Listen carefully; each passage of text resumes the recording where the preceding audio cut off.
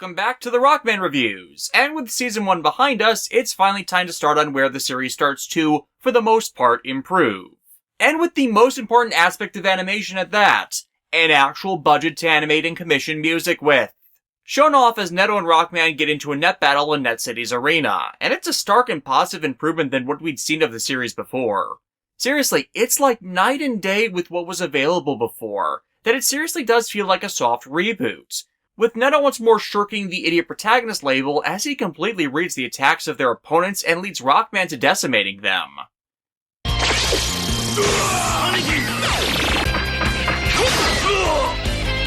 Seriously, if we'd had this Neto more frequently and then not called him a dumbass, I'd have had a lot fewer problems with the first season. Or later seasons, and including this one, where they inexplicably brought the stupid character interpretation back. This episode, with the return of Kenichi Araki, shows once more why we're on the right track with the cast again, since it really does feed back more to the game interpretation of the series with these two, and why I more easily got on board this than what was going on in the first season. But I digress. It's been a few months of a time-skipping continuity, with Neto showing off the new advanced Model PT, which is already in his possession, and in widespread use and promotion over the previous model. Once more tying into that episode last season where Enzon helped out the guy who designed the new optical transmitter, which allows wireless transmission and operation of net navies on the go. A shift in plot points for the series that ends up well appreciated as it no longer tethers our heroes to being stuck in one spot at a time while operating, and it allows them the capacity to be a bit more mobile. Something that is going to be needed soon. Man, the Devil May Cry anime wouldn't even be made for another 4 years yet, and somehow they're referencing it. How does this series keep doing that? We see Mail teasing Neto about the prior battle, with how Neto kept making it look like he would lose to get some entertainment out of it, only to echo the first episode by Chisao, remember I said he was unfortunately sticking around, to echo his brother's crush on Mail in his place since, well, Dekao is already out of the series for the time being, and been moved off to Juwai. This is once more speeding us to establishing the new status quo, as Neto's on his way to SciLab with a care package for Yuichiro, who has finally made progress with his real digitalization research, and is basically living at the labs as a result. The kid seeing the latest progress on the research, and such being overseen by Mr. Famous himself, Meijin.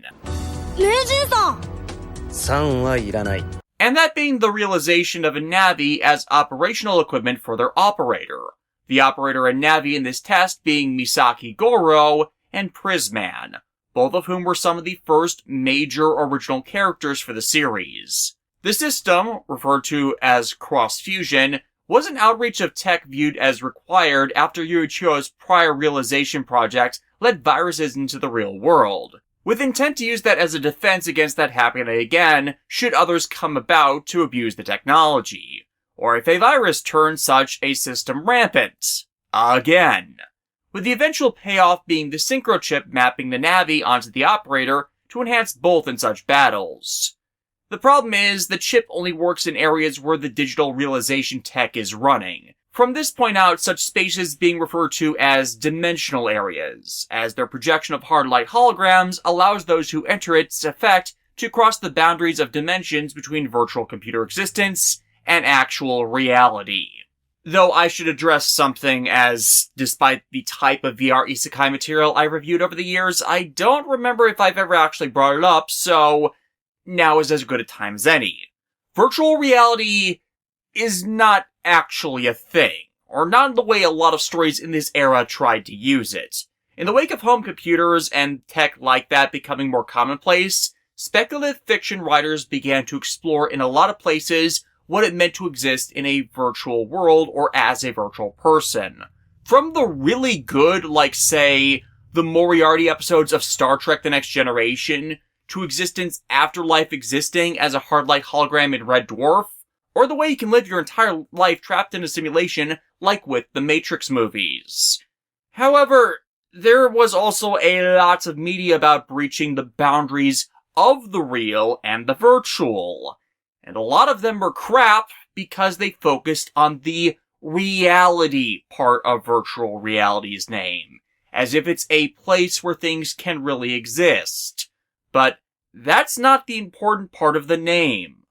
Virtual, as in a simulated version of reality where the laws of actual existence do not apply in the same ways, as that existence has been programmed by a person, and thus the parameters they operate under are more flexible than our own.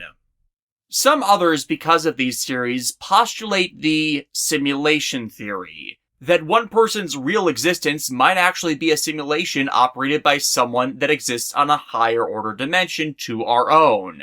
However, the problem with the crossover on that is, you still actually created a real tangible universe of existence. You just did it by differing means, which operates on its own as a closed system.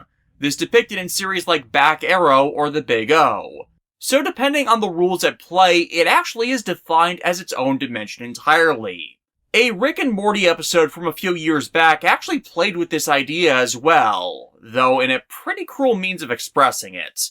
But again, that's less simulation and more playing God on your own terms, because you're actually creating a real self-sustaining, self-governing universe, just from the relative perspective of a god, as opposed to programming something that just runs on strict algorithms. This is different from virtual reality existences, which are, from their beginning, made and meant to interact with someone on the same dimensional tier as one another, as the entire realm they're interacting with is contained, confined, and dependent on a program on a computer operating system to run and continue existence. One that can be taken out of the picture as simply as shutting down the hardware that the software runs on. To be your own universe, your own tangible reality, you can't be constrained by those kinds of things, and it has to have its own self-sustaining, self-functioning system. Give or take stuff like heat death of the universe and entropy, where that's just an internal engine running out of fuel. Or if there's some defined force running things, the mystical machinery of it being clogged or run down. And thus, that's the problem a lot of writers had with this. They didn't understand where to draw the line of where reality with such began or ended. Digimon, I think, is an excellent example of what I'm talking about, as that series is heavily dependent on programming language and data, but defines itself in terms of being a world created when cyberspace and junk data randomly culminate and evolves to the point that such begins to occupy its own dimension space, separate from the computers its data originated from, and resultantly is no longer dependent on them, while the primal existence of such a realm and the creatures in it are still defined by computer coding. Thus, this is where the naming for the series with this tech is both apt and yet also misleading, as the dimensional areas are not actual areas where different dimensions can cross over in the sense that the two are from differing worlds normally separated by walls between dimensions, as you normally expect from the likes of multiverse theory. Though, ironically, that does end up happening later in the Beyond Art arc, but that's for much later. They're instead just regions where a hologram generation system has been set up so AI programs can be mapped from inside a computer into existing in a three-dimensional environment. It is a holodeck system. It is taking something that normally exists as data, also known as an object that has 0 dimensions to it, and placing that simulated object into a tangible third-dimensional space via means by which it allows tangible interaction with those that are native to movements and actions within 3 dimensions. Regardless, Yuichiro and Meijin are certain they'll eventually be able to figure out how to do this anywhere with anyone or thing, considering Rush is basically autonomous at this point himself with where and when he's one place or another. They just need to get to a point where they can scientifically replicate how the hell he does that. After that, the sky's the limit on the potential applications. Plot point. For much, much later. Unfortunately, despite Yuichiro getting the synchro chips done properly, the dimensional areas Yuichiro's created are a lot more unstable, and the chips themselves require a synchronization of Navi and operator on a level that is beyond Misaki and Prisman's ability to maintain. The synchro chip is merely a bridge by which to turn the operator's body into a medium for the Navi to manifest itself. Thus, that requires a type of interpersonal bond that Misaki just doesn't have. Neto offers to try it out himself, as due to the program advanced training in the prior season, he and Rockman have the type of synchronous bond the chip is looking for. But to show once more that we're back on track with the series, there is no possible way in hell Yuichiro would ever consider using his son as a guinea pig for experimental technology, especially one that is so draining on an adult to even attempt. Which could have been further extended had the anime timeline acknowledged Rockman as being an AI created by digitalizing the soul of Neto's twin brother, who died as an infant from an illness, but again, as I've discussed before, that's too weighty a subject matter for an animated TV show, despite that being from the video game source material. Censorship standards are always going to be all sorts of screwy. Before Neto could plead a case to help, though, security alarms go off as a Navi attacks, and straight bum rushes through the cybersecurity of SciLab, infesting the facility with viruses. And because this is a tech lab with all sorts of electronics, the fire suppression system is designed to suck all oxygen out of an area to smother fires. So when the Navi's viruses get into that, well, they start sucking the air out of the building.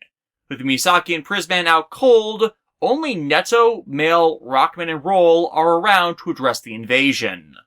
Speaking of, why is it none of the scientists are ever shown having their own Navis? You would think Meijin at least would show he has his own Navi, instead of just designing software for them.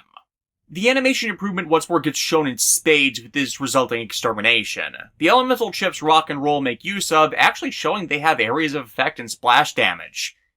Water puns. As opposed to just being a quick effect, with actual dynamic showcasing of their asset as the two literally control the field to deal with the numbers they face.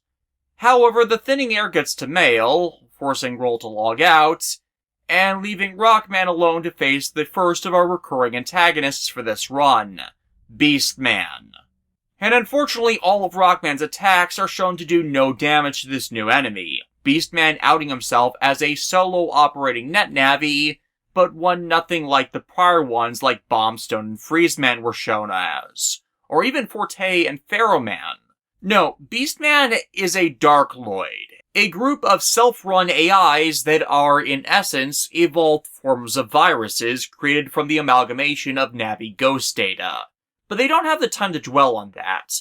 They need to remove him fast, before the air runs out. And thus... Battle Chip Cannon High Cannon Mega Cannon Slot In Program Advance Hatsu Data Cannon Ike! This gets Beastman to release the system and save them from suffocation, but this isn't the end of this. For you see, Yuichiro is not the only one who has researched dimensional area technology. Well, at least it doesn't look exactly like a Judge satellite from Zoids this time, but they clearly still got the idea for this thing from New Century Zero.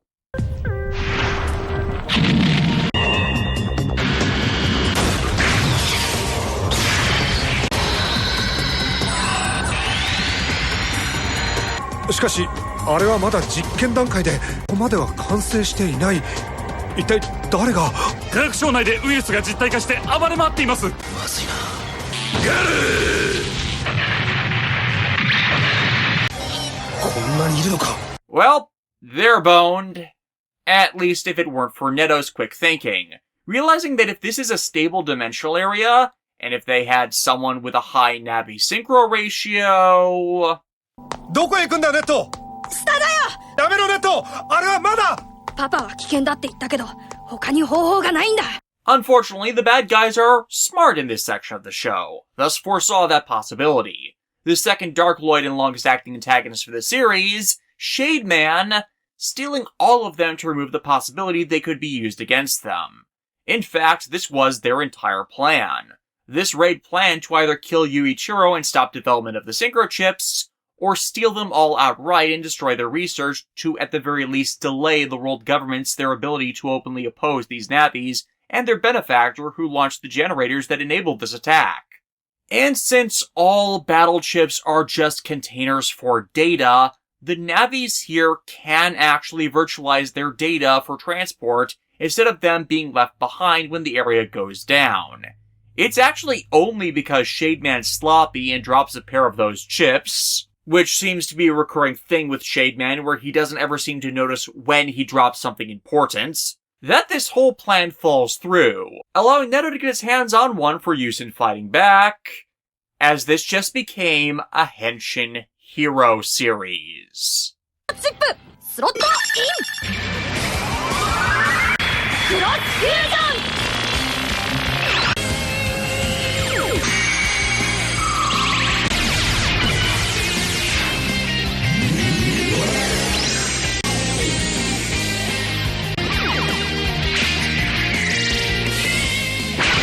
First off, I absolutely love Neto and Rockman's cross-fusion form. It's a simple stylistic change that retains everything of merit to the .exe versus base design, while giving it enough differences to matter and distinguish it from the core Navi's form. The design would go through a few stylistic updates over the remaining seasons as the ability becomes a staple for the long haul.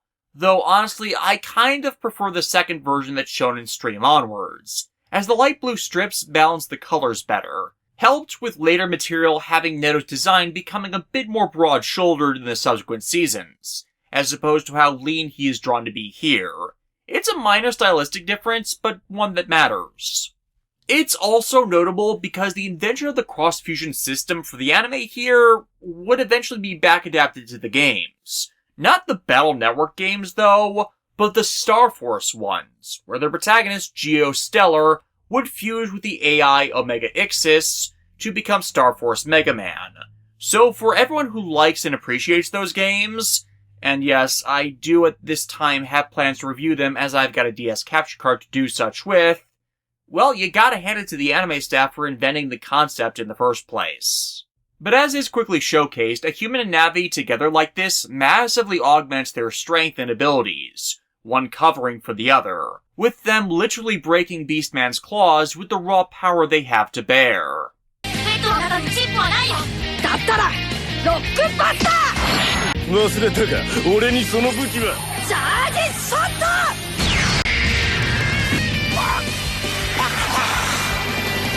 If only the charge shot was actually like that in the games, you know? Beastman is forced to flee as the dimensional area shuts down, but just even this quick battle has exhausted Neto, him collapsing on the roof of the devastated SciLab. The wrap-up.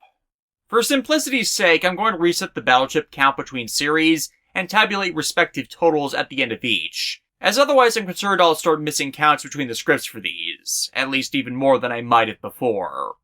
We have I Am the Super Beast to Beastman and his army of beast-styled navies. We have Hidden in the Shadows to our regal chief antagonist that has not chosen to reveal himself. We have Incompetent Dragon to Shademan fumbling his part in the plan, thus eventually allowing the heroes of this story to thwart their malicious plans with time. We have Dangerous Forbidden Technique, an actual trope name I'm using for this one, to the prototype synchro chip for its nature as a double-edged sword. So, did anyone who's not seen the show before actually believe me when in my intro video I said how much better the show gets past its first season, especially with the nonsense that went on during it? For let me say it again, this is legitimately night and day with regards to the quality we were getting before. The pacing is better, the storytelling is massively better, the action scenes are better, and the characterization is much better as the flanderization of this slacker child character audience surrogate is completely thrown out here, so we get a Neto that is vastly closer to his video game and manga counterparts than we had been seeing in some time. The same with Yuichiro Hikari as well, as he's no longer being treated as that slacker, never there outside of special occasions, parent we'd been showcased before. Hell, despite how she ends up knocked out of the battle, Male and Roll also get their own chances to step up here as the main pair's battle partners and are very competent in their backup and interplay, at least until Male's weaker constitution causes her to flag behind. And to be fair to Male, this really doesn't show her as weak, or the show trying to render her an invalid in the moment while pretending to make her more of a badass. As, remember the kind of crap Neto went through and survived in the first season? The kid was burned, frozen, electrocuted, survived having severe sunstroke, was almost drowned, strangled by robots, and regularly beaten up by malfunctioning technology, yet lived to fight another day. Combined with the cardio he gets from traveling everywhere on those skates of his, so his lungs have been trained to operate more with less, of course he's going to have a more resolute physical constitution than his best friend that didn't suffer through that, no matter her own state or physical capability. Beyond that, different people's bodies and brains handle stress, damage, and changes to the environment differently. I personally have a pretty strong tolerance for pain, but by proxy because of lung damage I got from pneumonia, I am more susceptible to things like air quality and oxygen density than others might be, and actually have suffered blackouts when I've gone to some conventions simply because the density of people drops the air quality too much for me to stay conscious, as I can't get the oxygen I need to breathe when too many other people are around. So honestly, even in these same circumstances, I'd be like Mail in such a situation myself and pass out once the air thinned too much. And this also has nothing on the villains and their motivations, which aren't even revealed in the episode. This is just the first strike we're made aware of in their operation. And in one move, they have already all but crippled their opposition besides 2 synchro chips they missed. And let's be honest here, Netto collapsing immediately after use of one shows immediately why only 2 people using them is not a huge threat to them. Or so they think. In comparison to what they have waiting in the wings, and their own army of agents we've not seen yet. The episode literally ends in the best place it could have for not just getting our attention, but keeping it until the next episode airs the following week to continue impressing the merits of the new status quo and the shift in dynamics. It's unfortunate though that when the series was dubbed, this episode aired alone months before the actual series it was part of was to follow. So people ended up not caring. Yeah, I've addressed this before, but it needs to be restated. Kids WB's airing of this series as Mega Man Anti-Warrior Axess completely trashed it in the West. This episode was aired as a promotional push to advertise the rest of the series that was coming, but it took almost 4 full months until they actually started airing any of the episodes that followed it. The interim filled with more of the episodes from the first season played out of order, most of which were either terrible, or the ones that gave context to ones they'd released earlier that were worthless in this broadcast form, that just swallowed the reality that there was anything better on the horizon. Especially as by this point, the script writing for the dub localization of the episodes had gotten better. Ironically, because all of the scripts for the Axess episodes that were dubbed, yeah, they were actually written by the voice acting icon himself, Steve Bloom. Mega Man Axess, due to these delays, resultantly did not do well in ratings in the West, despite the success Axess actually did see in Japan. Not helped that it was shoved into the weekday death slot to just languish in obscurity as Kid WB's final year of airing ran its course, to the detriment and ridiculously long delay over what could have been, since by the time it finally started airing regularly, Mega Man Battle Network 5 was released, when by proxy, the 4th game this anime tied into would not see release for a few months yet with regards to the Japanese release of both. It's a delay in airing in the West of 18 months, and especially with how negatively Battle Network 4 was received, which Axess's popularity had actually been a huge component in the advertisement of that game in Japan, which helps explain why it sold so well. Well, the Western release missed its best opportunity to get the goodwill it needed to survive, or get more seasons past Axess dubbed due to how bad the delay was. I'm honestly less bitter about this than I used to be, especially since, well, when going through these episodes it shows that Wolfpack Productions subs also took a significant leap in quality all around. But it's helped that the dub of Axess was actually rather good, especially for its time and nature, as it didn't try to erase the reality of the situation the cast were going through or make them farcical. No, unlike what happened with the first season, they mostly did right by the series, or some episodes that weren't imported. So these days, at least we have the fan sub, even if it's unlikely we'll ever get the series on home video. Who knows, maybe Viz will change their mind.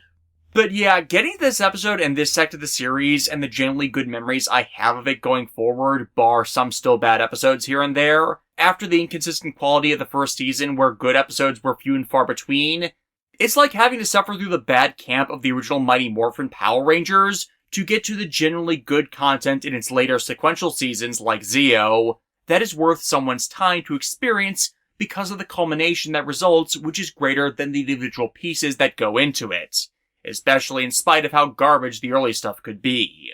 If you were all getting sick of me being negative at this show before, well, congratulations. This is where I start to enjoy myself a lot more.